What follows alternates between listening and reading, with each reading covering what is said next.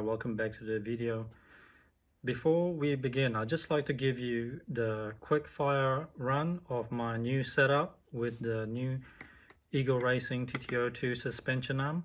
So first thing first, I have set the toe about 1.5 degrees at the front, and reason for that is it gives me about the right parallel steering. I mean, it has a little bit of Ackerman here, and I believe this is like, for my driving styles is the best I can get. On the steering joints, I'm using this hole here, if you can see it. So it's pretty much the second outermost. This allows me to get a little bit more angle, but it doesn't induce too much Ackerman as well. So it's a bit of a balancing act between both. And the rear toe is 0 degrees. I still believe this is the best setting for the 4-wheel 50x50. You don't need toe at all because the more toe you have, the more grip you have, and it can make it harder for you to induce oversteer with a 50/50 car, especially a TT02. So keep it at 0 degrees. Not much else you need to do there. Now the front camber, I'm using about 1.5 degrees. So I've increased that slightly than my usual 1 degrees. That's because I'm running 8-degree caster with the new suspension arm. It gets a little bit more caster. I don't know what the factory TT02 caster is. I think it's about 4 or 6 degrees. But for this setup, what I'm aiming for is just even tire wear. So if I've noticed that, I'm using brand new tires here. So if I notice that it's wearing too much on the inside, I'll decrease the camber and vice versa. So that's all you got to do. Eventually the tire wear will even out the camber and give you maximum grip anyway. But getting the correct camber is still important because you want even tire wear. Same with the rear as well. The rear, I'm also using 1 degree camber, because if I have that at 0 degrees, it won't actually wear the tire evenly at the back. It will start coning as well, concaving in. Now the ride height, I've set it up to about 6.5 mil at the front.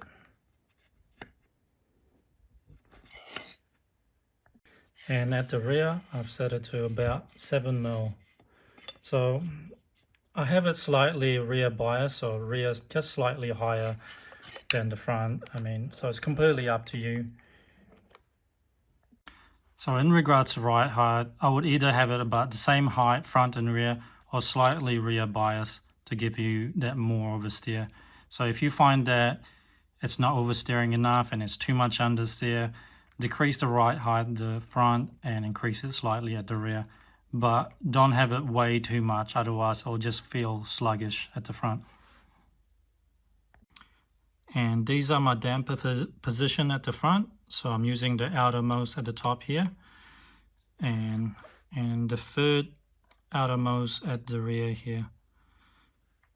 Now I'm using the outermost at the tops to give me good response at the front. I found that if I'm using the inner one, it'll give you more grip, more steering, but I don't know, the suspension, I think it's too, the steering response, you lose a lot of steering response as well.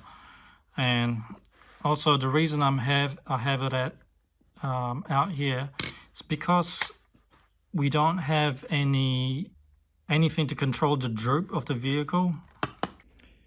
The droop will control, how much the vehicle will be able to lift and shift the weight back.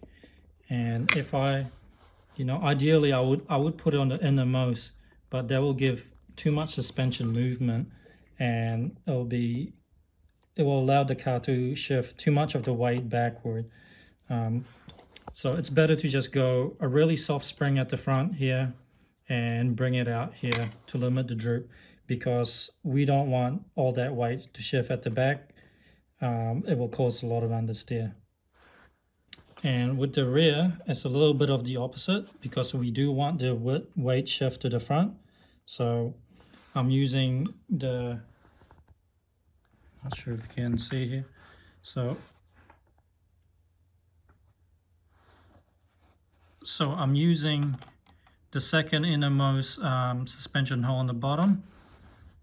This will allow more suspension travel for the rear. So it's more front bias. So the higher rear suspension travel will allow more grip at the front and less grip at the back. Therefore, more oversteer and makes easier to drift. And I'm using top suspension hole as well for quicker and faster steering response, and more oversteer as well. Oh, and I also should mention that I've recently trying this new drift type springs from Eagle Racing, which fits the TT02 fine. And I'm using the ultra soft at the front and super soft at the rear. And you'll notice it's still relatively soft here. Very fast, very soft. And at the front as well. Even though it's ultra soft, it's because it's on the outermost here that will make it stiffer. The further you go out, the stiffer the spring will feel. So if you put it on the inside, it'll be really soft, but then it'll give too much suspension movement as well. So in order to be able to tune it so we have less suspension movement, left droop out, but still have that soft feeling at the front, we use the ultra soft setting. So as I mentioned on my previous video, I am using the number 10 mineral oil from MST. I find this oil really good, much better than the Tamiya silicone oil. But in order to switch to 10 mineral oil, you need to change the O-ring as well with a mineral oil or O-ring, because the ones that comes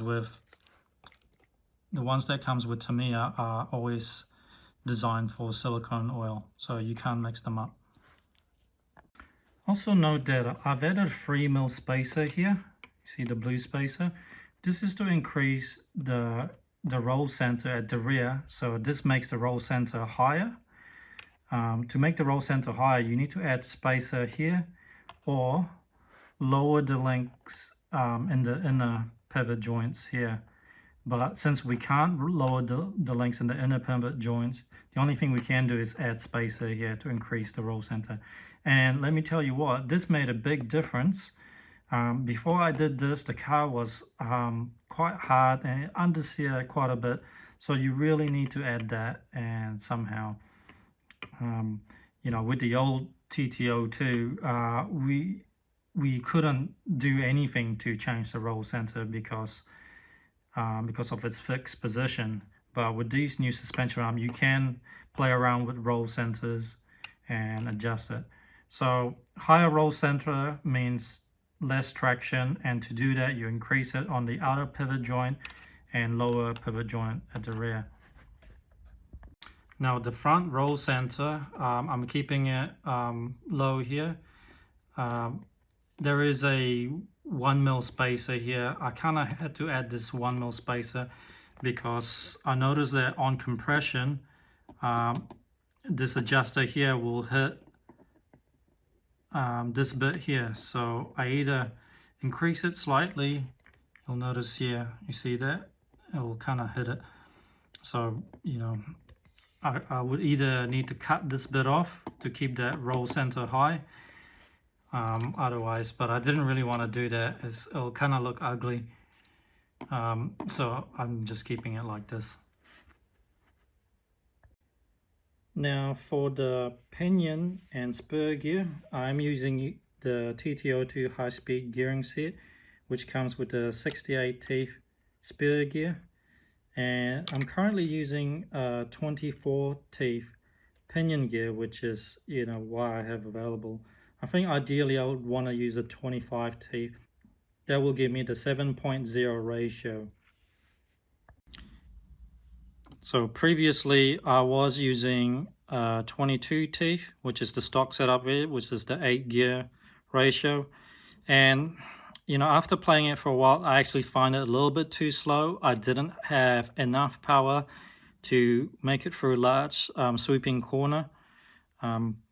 because I'm using a 15.5T brushless, it wasn't giving me that much power.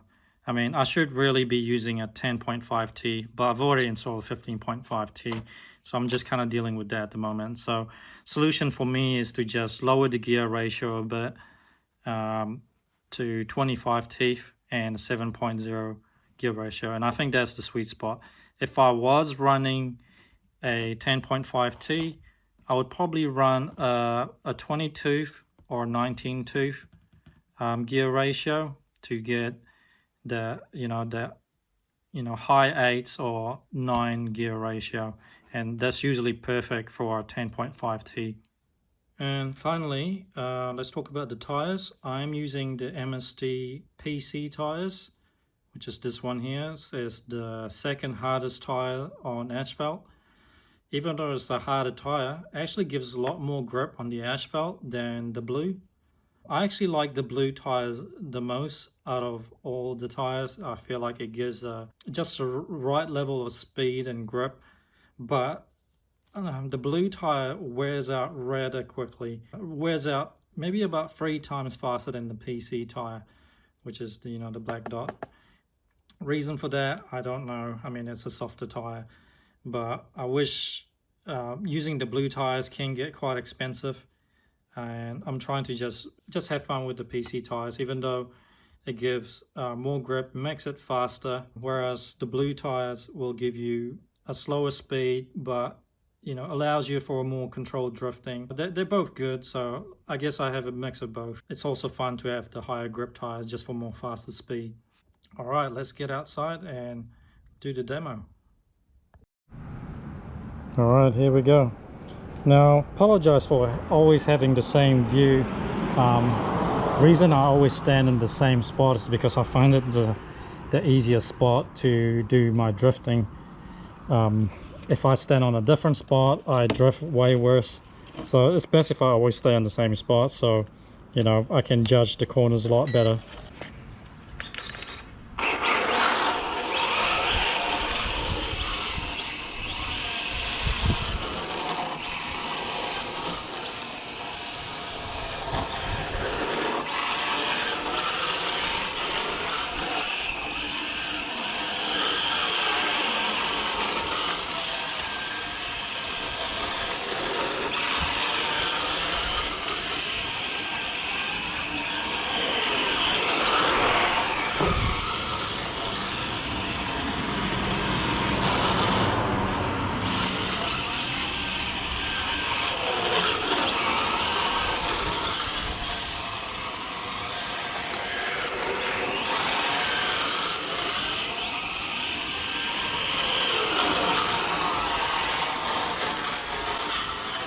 So the car still suffers quite a bit from understeer when I let go of the throttle. So that's something I need to work on. But it feels way better.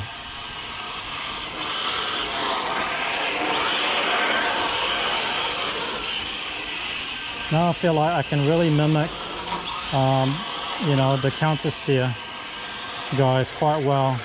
I'm getting higher angles than before, and the steering's a lot more responsive.